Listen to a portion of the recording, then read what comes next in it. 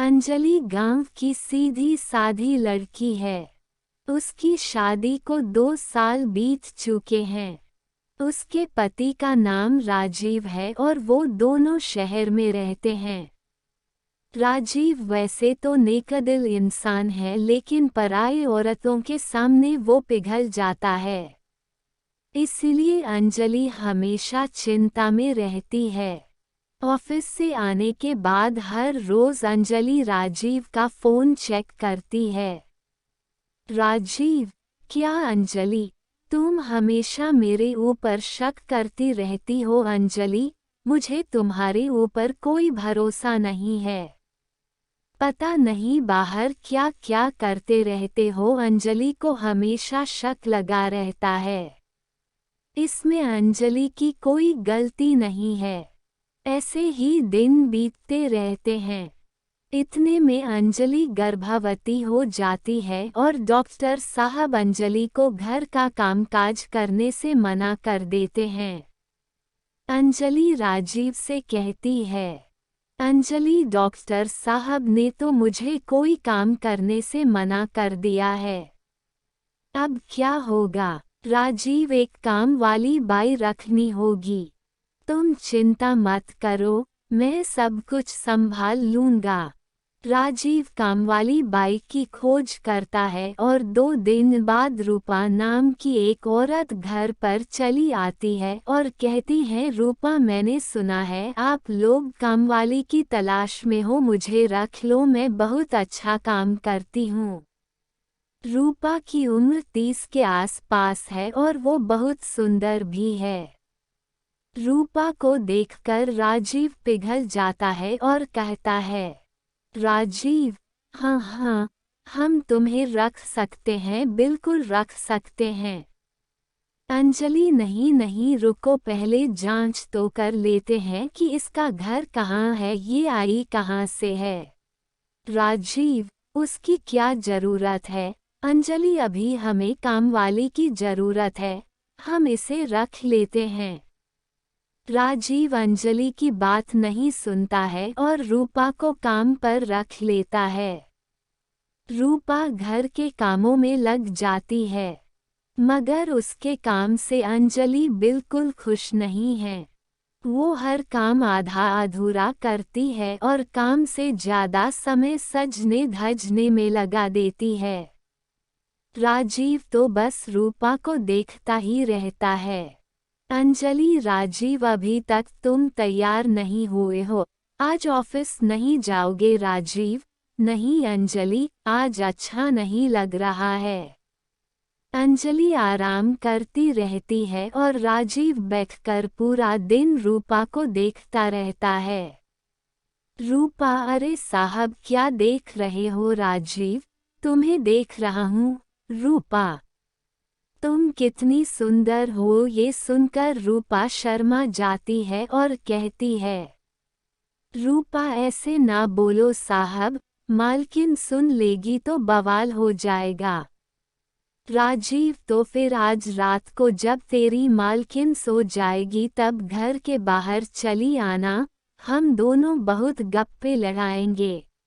यहाँ राजीव रूपा का दिल बहलाने में लगा हुआ है और उधर कमरे के अंदर बैठकर अंजलि सोच रही है। अंजलि, आखिर राजीव को हुआ क्या है जो रोज ऑफिस जाने के लिए मरता था, वो आज ऐसे ही घर पर क्यों बैठा है? कुछ तो गड़बड़ है। रात को अंजलि खाना खाकर सो जाती है। राजीव इसी के इंतजार में था। अंजलि के सोते ही राजीव घर के बाहर चला गया। रूपा भी चली आई और दोनों मिलकर बातें करने लगे। राजीव, रूपा, तुम्हें पता है तुम्हारे बाल बिल्कुल रेशम जैसे हैं। रूपा, ऐसा ना बोलो साहब, मुझे शर्म आती है। राजीव, मैं सच बोल रहा हूँ और तुम्हारी आंखें इतनी सुंदर हैं कि क्या बताऊं। और तभी अंजलि आ जाती है और दोनों को रंगे हाथों पकड़ लेती है। अंजलि, अच्छा तो ये चल रहा है यहाँ पर, मैं सो क्या गई, तुम यहाँ कामवाली के साथ गप्पे लड़ा रहे हो। अंजलि को देखकर दोनों घबरा जाते हैं।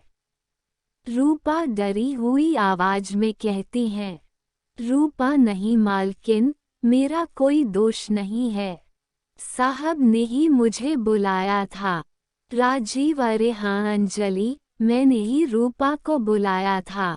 असल में रूपा के पिता की तबीयत बहुत खराब है, इसलिए सोचा था कि उसे कुछ पैसे दे दूं। राजीव, ये लो रूपा, रुपया 2000, अब जाओ यहाँ से। रूपा पैसे लेकर चली जाती है, लेकिन अंजलि का शक नहीं जाता। अगले दिन से अंजलि ने रूपा की निगरानी करनी शुरू कर दी। अंजलि, ये रूपा मुझे कुछ ठीक नहीं लग रही है और राजीव का तो कोई भरोसा ही नहीं है। ऐसे ही कुछ महीने बीत गए। इन महीनों में राजीव रूपा पर पूरे तरीके से फिदा हो गया। उसने रूपा की तनख्वाह भी बढ़ा दी। रूपा भी काम चोरी करने लगी। एक दिन अंजलि ने देखा कि उसके कमरे से उसकी घड़ी गायब है। अंजलि ने इधर उधर ढूंढा लेकिन घड़ी नहीं मिली। अंजलि, घड़ी ऐसे तो गायब नहीं हो सकती। कल रूपा आई थी यहाँ, जरूर उसी ने ली होगी। उसके ऊपर मुझे पहले से ही डाउट था। राजीव, अरे नहीं अंजलि, रूपा इतनी बुरी भी नहीं है। तुम्हारी घड़ी कहीं गिर गई होगी। राजीव मानने को राजी ही नहीं कि रूपा ऐसा कर सकती है। उसके बाद से हर 2 दिन में घर से कुछ ना कुछ गायब होने लगा। मगर राजीव ने रूपा को काम से नहीं निकाला, क्योंकि वो तो रूपा से प्यार कर बैठा था। अंजलि ने सोचा कि कुछ तो करना ही पड़ेगा और इसके कुछ ही दिनों बाद अंजलि अपना पेट पकड़कर बैठ गई। अंजलि, आह, दर्द हो रहा है, पेट में बहुत दर्द हो रहा है। राजीव और रूपा दौड़कर आए। राजीव ने अंजलि को अस्पताल ले जाने के लिए गाड़ी बुलाई और रूपा के हाथ में घर की चाबी देकर राजीव अंजलि को लेकर निकल पड़ा अस्पताल की तरफ।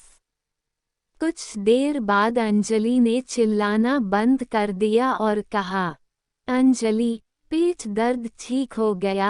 राजीव, चलो अब घर वापस चलते हैं। राजीव, लेकिन अभी तो तुम दर्द से तड़प रही थी। अंजलि, हाँ, मगर अब मैं ठीक हूँ।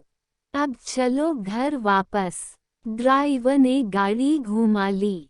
घर के सामने पहुंचते ही अंजलि ने देखा कि घर का दरवाजा खुला हुआ है। अंजलि राजीव के साथ घर के अंदर घुस गई और उसके बाद जो हुआ वो राजीव ने कभी सोचा भी नहीं था।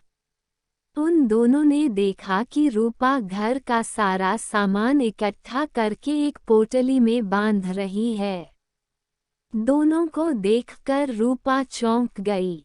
रूपा, अरे आप दोनों तो अस्पताल जाने वाले थे। अंजलि, मैंने पेट दर्द का नाटक किया था। मुझे पता था कि तुम एक चोर हो, इसलिए मुझे ये नाटक करना पड़ा।